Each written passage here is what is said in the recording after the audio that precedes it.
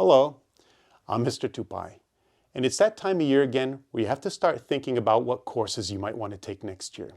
So what I want to do is help you to decide by talking about one of your options, physics. Now, when people are wondering whether or not they should take the course, they generally ask me 4 questions. The first is usually, what is physics? Now, to help answer that question, I'm going to ask you to imagine that you're looking up at the night sky and you're in a rural area where there's very little light pollution and very little air pollution. So the sky has brilliant twinkling lights all over the place. Suppose you focus in on one of those, a real dim twinkling light, and you wonder, what's in that twinkling light? Well, physicists look to get the answer to that kind of question. And sometimes what they find is truly remarkable. They might find that that little twinkling light is not actually a star.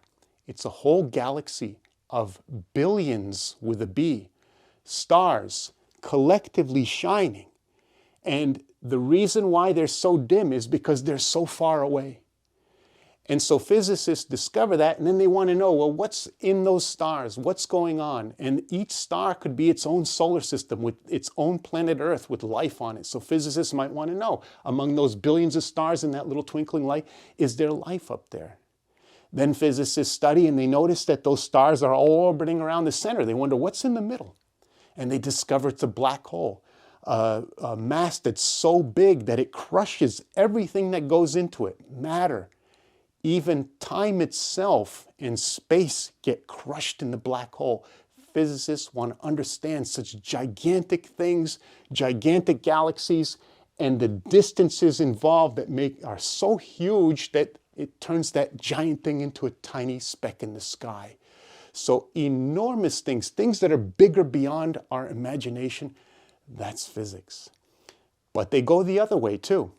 You've learned in biology and chemistry about cells and molecules. Physicists get even smaller than that.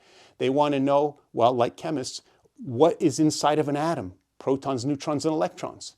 Physicists want to know, well, is there something inside of a proton, a neutron, an electron? Can these be broken down into smaller parts? So things that are smaller beyond our imagination, huge things, tiny things, and everything in between. And they also don't want to just know what's happening to all those things at this moment. They want to know what happened to those things in the past, stretching all the way back through time. Billions of years to what we call the Big Bang, where the theory is that everything, all those stars, us, we all originated at a single point and the event was called the Big Bang, where everything came into existence in one explosion, including possibly even time and space itself. These are tremendous ideas. All time, all space, everything, that's physics. Okay, so you'll be studying a slice of that in physics class here at Clarkstown if you take it. Now also I'd like to give you a flavor of the kind of things we do in physics class. So what I want to do is show you a few demonstrations that I did this past year in my teaching. But in order to do that, I've got to use a device that I like to use. I've been using it all year. This is a little time machine. So what I'm going to do is send you back to October 25th, 2000.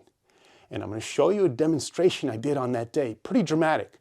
I'm going to take a big steel ball. It's like over 40 pounds of steel.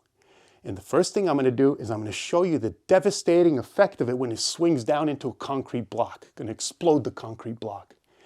And then I'm going to set it against my chin. And I'm going to show you the faith I have in the laws of physics and when that block swings back and forth. So, again, sending you back in time to October 25th, 2020.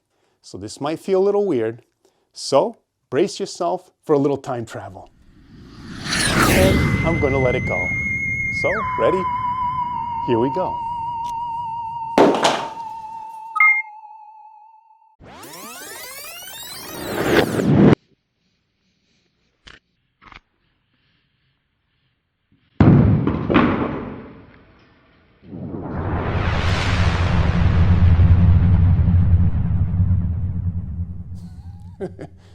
So notice I didn't flinch.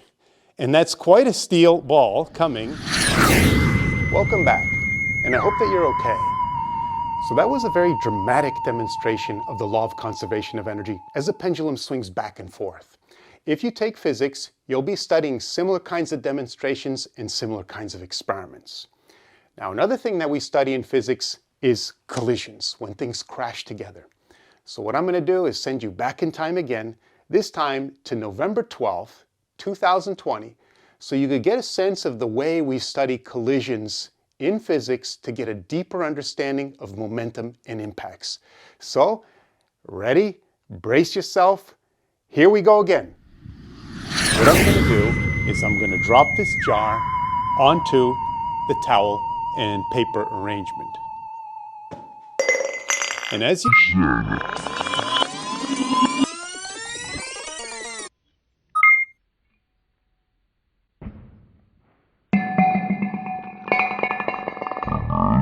can see, and repeat the experiment. Here we go.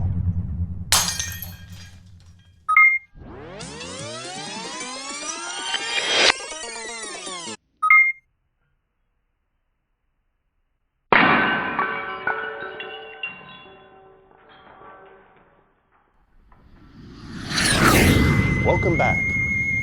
So what you would do in physics class, you would see demonstrations like that, and then you would learn equations and laws to try and understand why that jar shattered the second time it crashed into the floor. Another thing that we study in physics is electricity and the amazing effects that can happen with electrons. So I'm going to send you to another period back in time, November 4th, 2020, to see how in physics class we use a device to make electrical sparks jump through the air. In other words, to create lightning bolts right in class. Very dramatic demonstration. So brace yourself for another journey back in time. So let's watch these little lightning bolts in action and increase the dramatic effect. What I'm going to do is turn out the lights and hopefully we see a nice little display. I'll let it run for a while. It's nice to watch.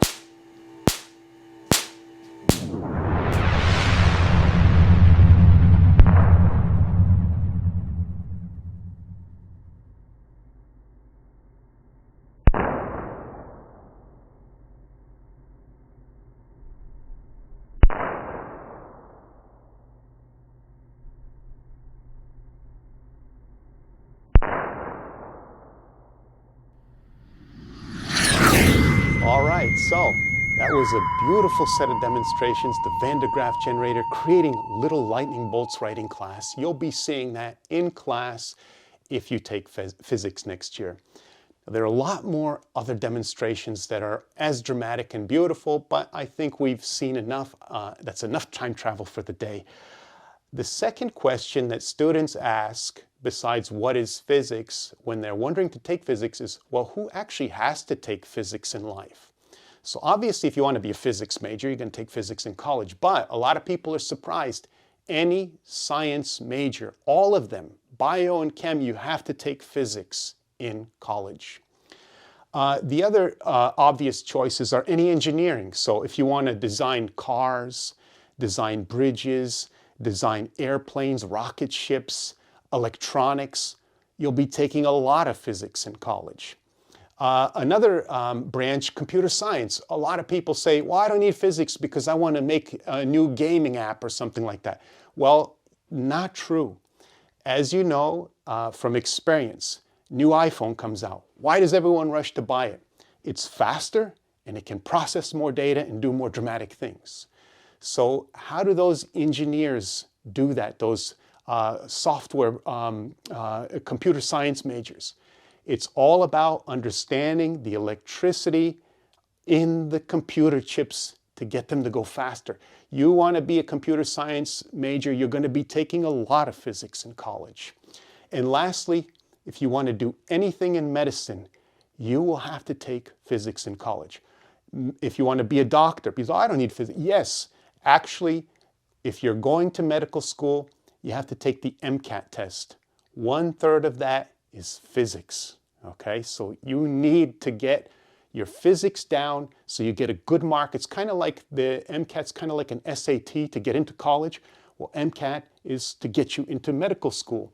And without a good mastery of physics, you will not do well. You'll not get into competitive medical schools. Even nurses need to take physics in college. So then the question is, well, why would you want to take physics at high school? There's a lot of reasons.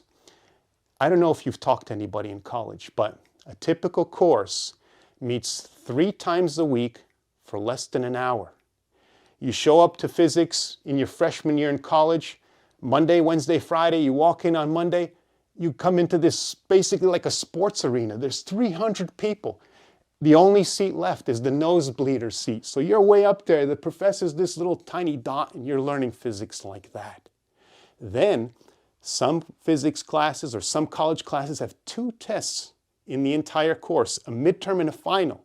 You fail the midterm, you better ace the final so you get a C in the class. So there's a lot of pressure in college. Compare that to high school. 5 days a week, 45 minutes one day, 90 the next. A lot of attention. Classes under 30. Lots of extra help, lots of tests, lots of labs, a lot more feedback so that when you if you have to take college physics, you've already seen the ideas and you've got a head start, a jump on everyone else. And I'll add a 3rd bonus or 4th or whatever of taking physics in high school.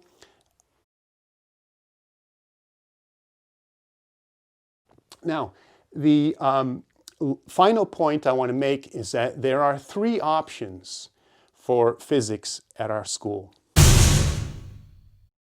One is AP Physics.